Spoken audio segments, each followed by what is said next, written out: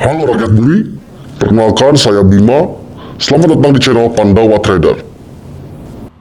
Pada video ini, saya akan menceritakan bagaimana sejarah binary option. Sejarah perdagangan opsi biner dimulai pada tahun 1974 ketika Chicago Board Option Exchange diluncurkan secara resmi.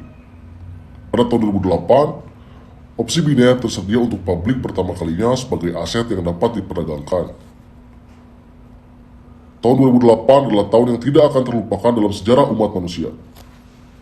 Pada tahun ini, terjadi krisis subprime mortgage di Amerika Serikat, yang dampaknya memicu runtuhnya Bear Stearns dan Lehman Brothers, dan banyak simbol badan stabilitas keuangan lainnya runtuh satu persatu. Inilah awal mula skenario ketika investor menyadari perlunya opsi investasi berisiko rendah yang akibatnya berujung pada munculnya perdagangan opsi biner. Pada bulan Mei 2008, opsi biner tersedia untuk publik sebagai aset yang dapat diperdagangkan di American Stock Exchange atau AMEX. Beberapa bulan kemudian, beberapa platform opsi biner diperkenalkan oleh pialang seperti 24 Option, Bank de Binary, dan Any Option. Pialang tersebut dianggap pelopor dalam industri opsi biner. Tren perdagangan opsi biner menyentuh level tertinggi ketika dimunculkan oleh broker-broker ini. Namun, masalah konflik kepentingan muncul. Sebagai hasil dari perdagangan opsi biner melalui broker, karena kita akan melawan broker. Jadi ketika kita menang, maka broker yang kalah. Ketika broker kalah, maka kita yang menang, ataupun sebaliknya. Di tahun-tahun sebelumnya, binary option adalah produk investasi semi-resmi, hanya terbuka untuk bank, investor institusional, dan bernilai tinggi lainnya di pasar over the counter atau OTC. Intinya, situasi binary option tidak jauh berbeda dengan apa yang diperoleh dengan trading vala sebelum 1997 ketika pasar itu dideregulasi. Pada tahun-tahun ini adalah awal yang sulit untuk binary option karena kerangka peraturan untuk opsi trading belum dikembangkan. Jadi opsi trading biner belum ada kerangka peraturannya di tahun-tahun ini. Padahal trading binary option berkembang sebagai cara opsi trading yang tidak terlalu rumit. Mereka masih ditawarkan sebagai bagian dari kontrak yang lebih besar dan lebih kompleks. Dan seperti yang disebutkan sebelumnya, tidak ada peraturan apapun untuk binary option. Masih belum ada pasar liquid terpisah untuk memperdagangkan binary option. Konflik masalah kepentingan menyebabkan munculnya pertukaran opsi biner, dan pada tahun 2009, pertukaran opsi biner pertama muncul dalam bursa Northern American Derivative Exchange atau disingkat NADEX. Pertukaran biner memungkinkan perdagangan peer-to-peer kontrak opsi biner, yang berarti pedagang biner dapat bertaruh melawan pedagang biner lainnya, bukan pertukaran atau broker. Konsep ini berhasil, dan masalah konflik kepentingan selesai, dan akibatnya perdagangan opsi biner terus berkembang. Option Clearing Committee atau OCC yang telah dibentuk pada awal tahun 70-an untuk mengembangkan kerangka peraturan pasar opsi, mengusulkan perubahan yang akan membuat binary option dinaikkan ke status aset keuangan yang dapat diperdagangkan sendiri di pasar opsi pertukaran utama. Pada awal 2008, Komisi Sekuritas dan Pertukaran Amerika Serikat atau SEC menerima rekomendasi OCC dan menjadikannya legal untuk binary option ditawarkan di bursa utama sebagai instrumen keuangan yang berdiri sendiri dan dapat diperdagangkan. Pada bulan Mei di tahun yang sama, American Stock Exchange atau AMEX mulai menawarkan binary option kepada publik untuk pertama kalinya, dan CBOE mengikutinya pada bulan berikutnya.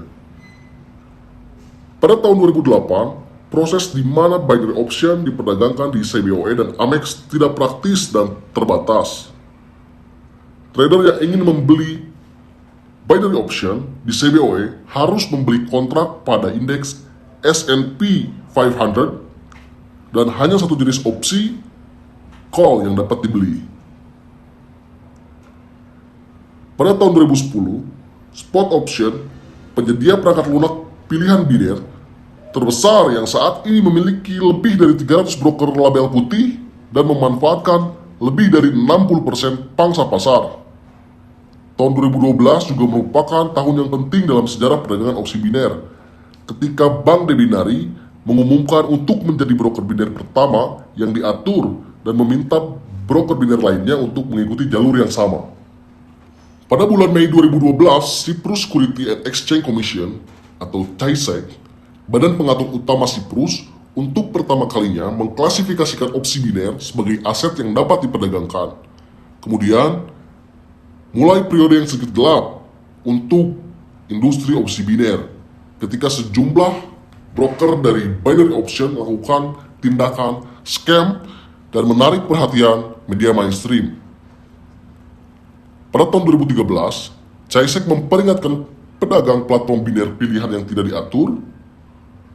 Di tengah banyak keluhan dari pedagang opsi biner, sama seperti tahun ketika Commodity Futures Trading Commission atau CFTC mendenda Bank Debinari karena secara ilegal meminta pelanggan Amerika Serikat sebanyak hampir dari 1 juta dolar.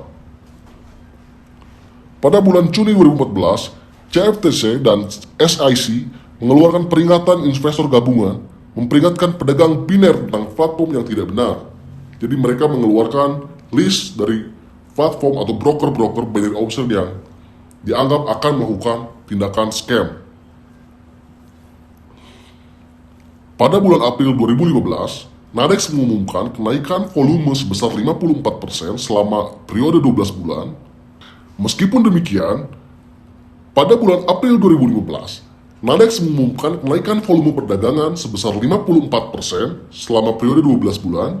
1 bulan kemudian, pemerintah Inggris mengumumkan rencana untuk memperlakukan opsi biner sebagai produk keuangan dan bukan produk perjudian. Lalu pada bulan Februari 2016, Spot Option mengumumkan 5 juta unduhan aplikasi seluler.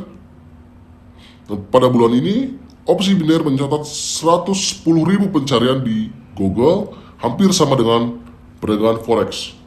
Jadi dibalik dari banyaknya atau maraknya broker yang melakukan scam, masih terdapat broker-broker yang bisa dipercaya dan bahkan mengalami kenaikan perdagangan.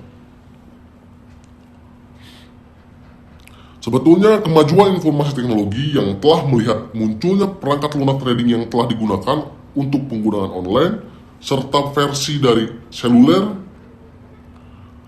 telah melihat ledakan trading binary option. Kenapa? Karena ada banyak fleksibilitas dari binary option yang terdapat di handphone atau versi seluler.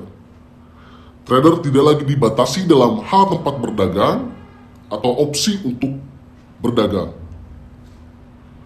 Trader bisa memperdagangkan jenis binary option, call and put atau buy and sell, memperdagangkan sejumlah besar aset keuangan di beberapa pasar sekaligus, dan dapat trading dimanapun karena handphone bisa dibawa kemana-mana. Selain itu, lebih banyak variasi trading yang telah berkembang. Bahkan trader bisa memperdagangkan binary option dengan 3 cara yang berbeda. Yang sebetulnya kemajuan dari teknologi dan binary option ini sendiri menguntungkan untuk trader saat ini. Dengan lebih banyak broker dan vendor yang datang dengan produk untuk pasar binary option, penerima manfaat sebenarnya tidak lain adalah para trader yang sekarang memiliki opsi yang lebih baik dalam hal trading. Jadi teman-teman, sebenarnya semuanya ada di tangan kalian. Kalian tinggal pilih broker yang bagus, dicek semuanya, legalitasnya dan sebagainya dicek. Pilihan di tangan kalian.